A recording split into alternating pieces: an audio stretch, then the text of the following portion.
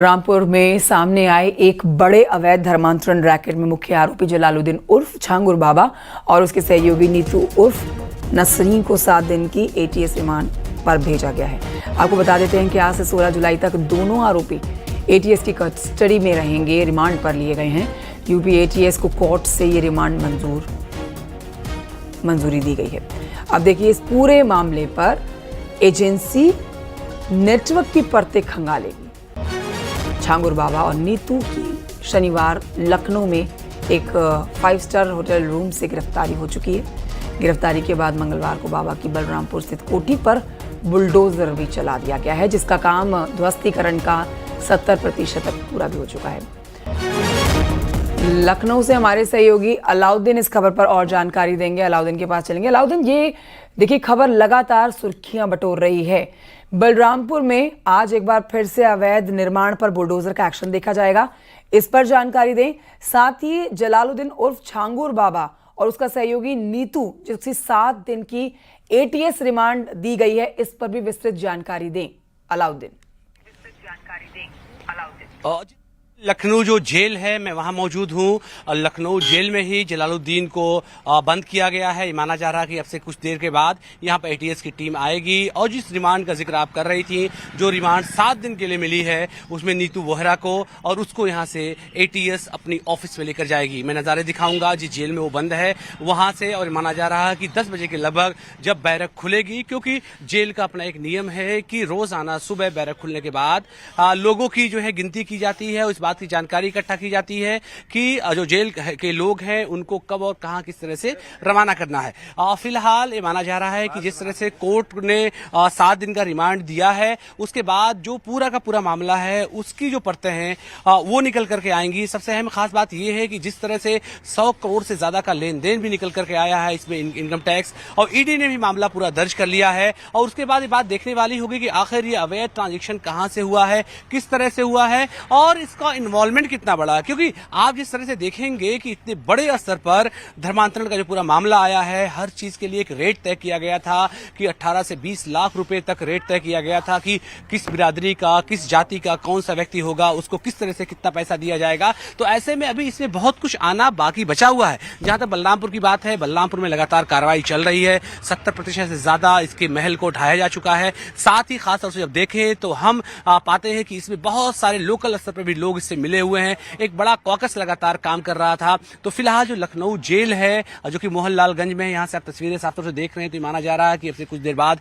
ATS की team आएगी। Remand को लेकर के जो पत्र है, जो लेटर है, वो स्थानीय जेल प्रशासन को प्रोवाइड कराया जा चुका है। ये माना जा रहा है कि अब से कुछ देर बाद जब उसको यहां से लेकर के जाया जाएगा, नीतू वोहरा भी उसके साथ में रहेगी। आमने सामने बिठा करके जब दोनों की बातचीत होगी तो ये बात ज्यादा बेहतर तरीके से निकल करके आएगी कि आखिर दोनों लोगों का गठजोड़ किस तरह से काम कर रहा था और उस गठजोड़ की वजह से लोग किस तरह से प्रभावित हुए हैं। और खास और आइए बढ़ते आगे, आपको अगली खबर बताते हैं जो कि जलालुद्दीन उर्फ छांगुर बाबा से ही जुड़ी है। इसके अवैध निर्माण पर आज भी कार्रवाई जारी रहेगी।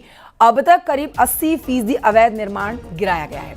आज सुबह 10 बजे से फिर से बुलडोजर वाली कार्रवाई शुरू हो जाएगी। जलालुद्दीन की अवैध संपत्तियों के बारे में बड़ा खुलासा हुआ है।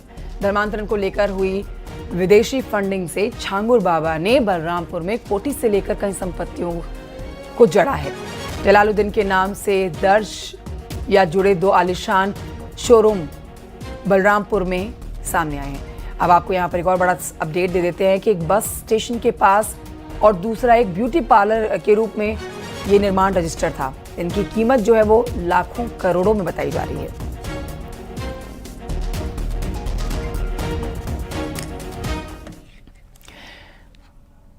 जलालुद्दीन का गैंग पूरी प्लानिंग के साथ काम करता है। उसके संपर्क में ऐसे कई लोग थे जो ग्राउंड हो चुके हैं। अंडरग्राउंड होने के बाद वो अपने आप को छुपा चुके हैं ताकि उन तक पुलिस ना पहुंचे, एटीएस की टीम ना पहुंचे। लेकिन आपको बता देते कि औरैया जिले की एक पीड़िता का यौन शोषण और धर्म परिवर्तन कराने का भी खुलासा हुआ है। यूपी एटीएस की एफआईआर में इस केस का जिक्र है। उधर छांगुर के करीबी एमन रिजवी का एक सीसीटीवी फुटेज और ऑडियो भी सोशल मीडिया में वायरल हो रहा है। देखिए रिपोर्ट।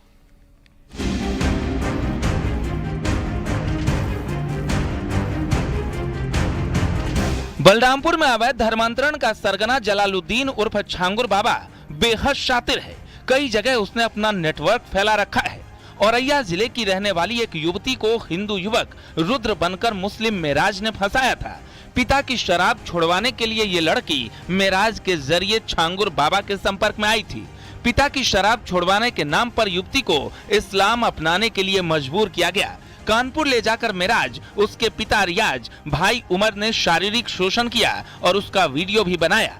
आरोप है कि बाद में वीडियो कॉल के जरिए छांगुर ने लड़की को इस्लाम धर्म स्वीकार करवा दिया और वीडियो कॉल पर दोनों का निकाह भी करवा दिया। मौका मिलने पर युवती वहां से भाग निकली और अपने परिवार को इसकी जानकारी दी। एटीएस की ओर से दर्ज एफआईआर में भी इस बात का जिक्र है। औरैया की लड़की का जिक्र यूपी एटीएस ने भी अपनी एफआईआर में किया है। किस तरह मेराज ने रुद्र बनकर इस लड़की को अपने फर्जी प्रेम जाल में फंसाया और फिर जलालुद्दीन और उसके गुर्गों ने मिलकर शारीरिक शोषण किया इस लड़की का। यही नहीं, वीडियो कॉल पर उसका धर्मांतरण भी कराया गया और ये सब सिर्फ उस लड़की के पिता की बीमारी का फायदा उठाकर किया जा रहा था। इधर एमन रिजवी नाम के शख्स को लेकर भी खुलासा हुआ है। एटीएस की एफआईआर में नामजद एमन रिजवी खुद का छांगुर का मीडिया प्रभारी बताता था। जलालुद्दीन और उसके बेटे महबूब के साथ एमन रिजवी की एक वीडियो भी वायरल हो रहा है, जिसमें एमन रिजवी भी दिखाई पड़ रहा है। एमन रिजवी फोन कर लोगों पर धौंस जमाता था। एमन रिजवी का एक ऑडियो भी चर्चा में है, जिसमें उसके बोल धमकी वाले अंदाज में है। एमन रिजवी छांगुर के अवैध धर्मांतरण के साम्राज्य में अहम किरदार है। 10 से 4 हमारी ड्यूटी है, कोतवाल की कुर्सी पर हम बैठेंगे, फैसला हम पूरे जैसे लोग का फैसला दे पाए।